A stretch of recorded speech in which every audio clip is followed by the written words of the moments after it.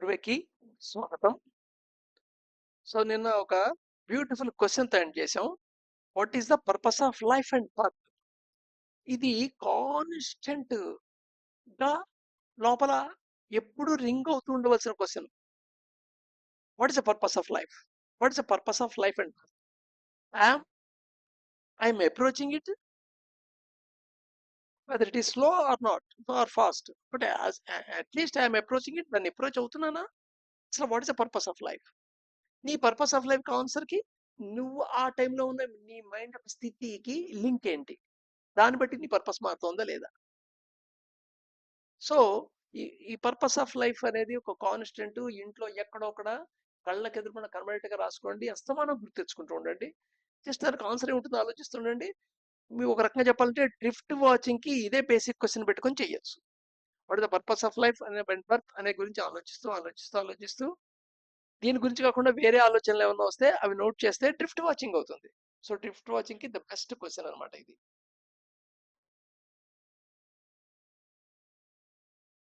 So stages of thought states and decreasing possibility of regulation. So ఇది చాలా important.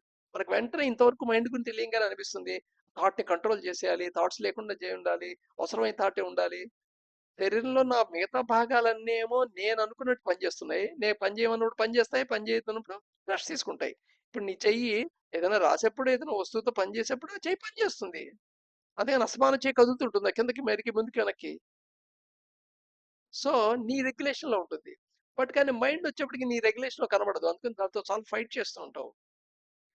So mind యొక్క stages ఏమిటి చూద్దాం. మైండ్ అనేది యాక్చువల్గా ఒక ఆబ్జెక్ట్ లాంటిది కాదు, శరీర భాగం లాంటిది కాదు, అది శరీర భాగమే. అంటే ఫిజికల్ గా దాన్ని ఈ గుండెకాయ చూపించినట్టు ఇలా చూపించలేము, బట్ కానీ మైండ్ ఉంది అనే విషయం తెలుసు కదా. సో దాని స్టేజెస్ ఆఫ్ మైండ్ ఎలా ఉంటుంది, ఎలా సబ్జెక్ట్ ఎక్స్పీరియన్స్ కింద చూద్దాం. ప్యూర్ ఎనర్జీ స్టేట్ ఫస్ట్ది. సో లోపలకు ఒక ఇంపల్స్ వచ్చింది. ఆ ఇంపల్స్ నీ లోపల ఉన్న యూనివర్సల్ డివైన్ మైండ్ యొక్క ఫీల్డ్ ఏదైతే ఉందో అది what is referring as your mind. So దాంతో ఇంటరాక్ట్ అయింది. So pure energy state.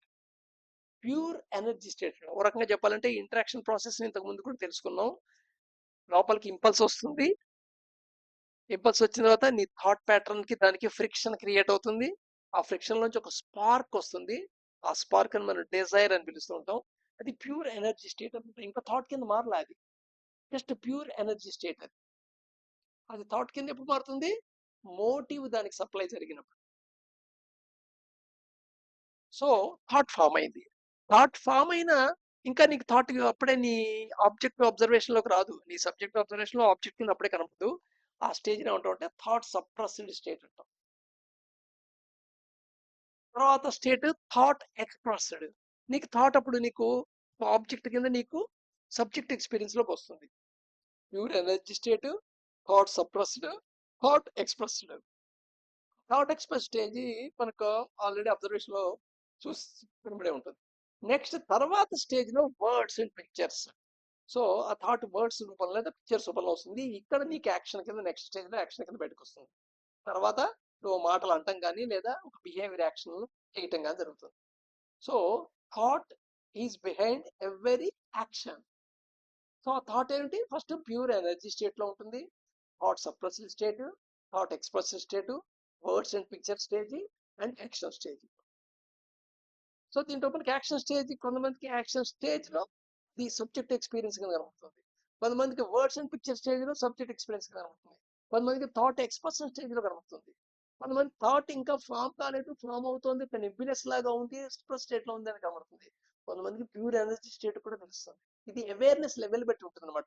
నువ్వు ఎంత అవేర్నెస్ లెవెల్ బట్టి నువ్వు ఏ స్టేజ్ ఆఫ్ మైండ్ అనేది నువ్వు నీ అబ్జర్వేషన్ లోకి వస్తుంది. ముందే ప్యూర్ ఎనర్జీ స్టేట్ చూడాలని తొందరపడవద్దు, కంగారు పడద్దు. మన పొజిషన్ ఏంటి? ఒక సిచ్యువేషన్ లో మీరు యాక్షన్ స్టేజ్ లో అవేర్ గా ఉంటారు, అక్కడ దాకా అవేర్నెస్ ఉండదు. ఒక వర్డ్స్ పిక్చర్ స్టేజ్ లో ఎవరు ఉంటాం, ఒక థాట్ ఎక్స్ప్రెస్ స్టేజ్ లో ఎవరు ఉంటాం. వెరీ రేర్ గా థాట్ సప్రెస్ స్టేజ్ లో తెలుస్తుంది. థాట్ ఫామ్ అవుతుంటే తెలిసిపోతుంది. తర్వాత ప్యూర్ ఎనర్జీ స్టేట్ ఒకటి ఉంటుంది. సో ఇది ఒక ప్రాసెస్ అనమాట. అవేర్నెస్ పెంచుకుంటే కొద్దీ నువ్వు వాళ్ళ వేడకు మూవ్ అవుతుంటావు. సో దీని జోన్ ఆఫ్ హయ్యర్ అవేర్నెస్ అని చెప్పొచ్చు. ఏది థాట్ సప్రెస్డ్ బిఫోర్ స్టేజ్ అంతా zone of higher awareness. So awareness చాలా ఎక్కువగా ఉన్నప్పుడు యాక్చువల్గా ఈ స్టేజ్లోనే నువ్వు గుర్తుపట్టగలుగుతావు. ఈ స్టేజ్లోనే నువ్వు దాన్ని ఒక ఎక్స్పీరియన్స్ కాగలుగుతావు నీ థాట్ ప్రాసెస్ని. ఈ థాట్ ఎక్స్ప్రెస్ అయిందే అది కావాలని ఒక ఇంటర్నల్ ఫోర్స్తోనో సప్రెస్ చేయబడుతూ ఉంటుంది. ఒరిజినల్గా థాట్ ఏర్పడింది, అది న్యాచురల్గా సప్రెస్ స్టేజ్లో ఉండటం వేరు. థాట్ ఎక్స్ప్రెస్ అయ్యింది, నువ్వు సప్రెస్ చేస్తావు. వర్డ్స్, పిక్చర్స్, యాక్షన్స్ రూట్లో కనకుండా. ఇది ఒక రకం చెప్పంటే మోరాలిటీ. అయ్యో వాళ్ళు ఏమనుకుంటారో, ఇలా చేయడం తప్పు కదా, ఇలా రైట్ రాంగ్ ఇది ఉంది కదా, సొసైటీ నీకు చెప్పిన మొరాలిటీ ఉంది కదా, లేదా నీ కల్చరు, నీ క్యారెక్టరిస్టిక్, నువ్వు పెరిగిన వాటిని బట్టి, లేదా నువ్వు కండిషన్ చేయ దాన్ని బట్టి నువ్వు ఎలా రకాల కండిషన్ అయ్యావు నీ థాట్ ప్రాసెస్లో, నీ యాక్షన్ బిహేవియర్లో. సో దాన్ని బట్టి ఒక ఫోర్స్ కింద యాక్ట్ అవుతుంది. లేదా సిచ్యువేషన్ బట్టి మంచిగా ప్రవర్తించే వాళ్ళు ఉన్నారు ప్రపంచంలో. కొన్ని సిచ్యువేషన్లో మనమే మంచిగా ప్రవర్తించి ఉన్నాం. లోపల థాట్ లెవెల్ అవుట్గా ఉంటుంది, బయట ట్రావెల్ అవుట్ ఉంటుంది. నీకు బోర్ కొట్టి మాట్లాడే ఫ్రెండ్ దొరికాడు, వాడు కనబడంగానే లోపలేమో అబ్బా బోర్ కొట్టిస్తాడరా బాబు అనుకుంటావు, బయటకు మటుకు బాగున్నావురా, చాలా కాలం అయింది నీ మాటలు విని, ఇలా మాట్లాడుతావు బయటికి. సో ఇది ఫోర్స్ సప్రెస్ అనమాట థాట్ ప్రాసెస్ని. So after this line subject ఇచ్చిన అవేర్నెస్ వస్తుంటుంది. ఈ థాట్ సప్రెస్ లో ఒక డాష్ లైన్ పాయింట్ అనమాట. ఈ ఈ పాయింట్ దాటిన తర్వాత సప్రెస్ అయి ఉంటుంది ఫోర్స్డ్ కండిషన్.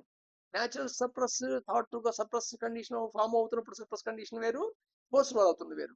ఫోర్స్ మనకి తెలుస్తుంటుంది మనకి బాగా subject experience. With the sames words and picture టైంలో కూడా నువ్వు after this line object awareness ఎంత తక్కువ ఉన్నా నీకు క్లియర్గా తెలుస్తుంది. నీ థాట్ క్లియర్గా వర్డ్స్ రూపంలో తెలుస్తుంటుంది, పిక్చర్ రూపంలో తెలుస్తుంటుంది, యాక్షన్ రూపంలో తెలుస్తుంటుంది ఈ లైన్ తర్వాత. సో యాక్చువల్గా మనం ఎక్కువ ఈ లైన్ తర్వాత after this line object awareness ఉన్న పొజిషన్లో ఉంటూ ఉంటాం. అవేర్నెస్ ఆ లో అవేర్నెస్ పొజిషన్ అనమాట. అది హై అవేర్నెస్ వాడు ప్యూర్ ఎనర్జీ స్టేట్ దగ్గర చూడగలుగుతాడు. అవేర్నెస్ని ఎలా పెంచుకోవాలి అనేదే మనం one of the important target ఈ టోటల్ సిరీస్లో. Action is normally understood in yoga as a function of కర్మ. ఈ కర్మ అనే పదం చాలాసార్లు వినుంటారు, చాలా చోట్ల వినుంటారు మీరు. బట్ ఈ యోగాలో, యోగిక్ సైన్సెస్ లో ఈ కర్మ అనేది, యాక్షన్ అనేది ఫంక్షన్ కింద చెప్తారు, కర్మ యొక్క ఫంక్షన్ కింద. But actually it is the emerging out going impulse. ఈ లోపలికి ఇంపల్స్ వస్తుంది కదా, అది డిజైర్ కింద మారినప్పుడు ఒక energy state, pure energy state లో ఉంటుంది అంటే ఆ స్టేజ్ లోనే అది కర్మ కింద లెక్క. అది ఎలా అవుతోంది, ప్రాపర్ వేలో కోడింగ్ అవుతుందా, ఇంప్రాపర్ వేలో డీకోడింగ్ అవుతుందా. సో దాన్ని బట్టి దాని యొక్క పర్యవసానం ఏ డైరెక్షన్కి వెళ్తుంది, thought suppressed, thought expressed, and words and pictures and action. So ఇదనమాట కర్మ అనేది ఆ స్టేజ్లో yogic sciences. In the state of pure or unexpressed mind energy అని చెప్తున్నాడు. సో ప్యూర్ ఎనర్జీ స్టేట్ థాట్ది, unexpressed energy state, expressed energy state కింద చెప్పుకోవచ్చు. మనం ఇందాక మనం 3 స్టేజెస్ని విడగొట్టాం కదా. సో అవేర్నెస్ పరంగా లో అవేర్నెస్ ఉన్నా నీకు తెలిసేది, కొంచెం అవేర్నెస్ మిడిల్ మోడరేట్ అవేర్నెస్ ఉన్నప్పుడు నీకు ఉండగలిగేది, అవేర్నెస్ మంచి హై పొజిషన్ ఉన్నప్పుడు గుర్తుపట్టగలిగేది. ప్యూర్ ఎనర్జీ స్టేట్ ఏమో హై ఎనర్జీ అవేర్నెస్ ఉన్నప్పుడు గుర్తుపెట్టాం.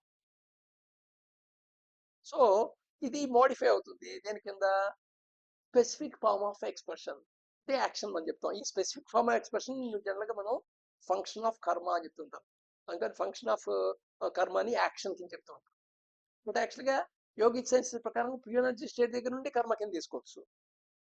ఈ స్పెసిఫిక్ యాక్షన్ ఎక్స్ప్రెషన్ అనేది దేని మీద ఆధారపడుతుంటుంది, నీ యొక్క క్యారెక్టర్ మీద. సో క్యారెక్టర్ అంటే అర్థమైంది కదా, the pattern how your thoughts are repeated. నీ థాట్ ప్యాటర్న్స్ ఎలా ఉన్నాయి, థాట్స్ ఎలా ఉన్నాయి కాదు, థాట్ ప్యాటర్న్స్ ఎలా ఉన్నాయి.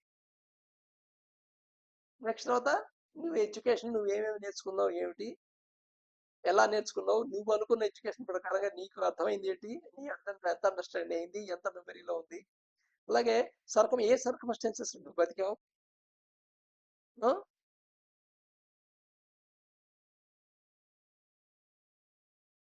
సో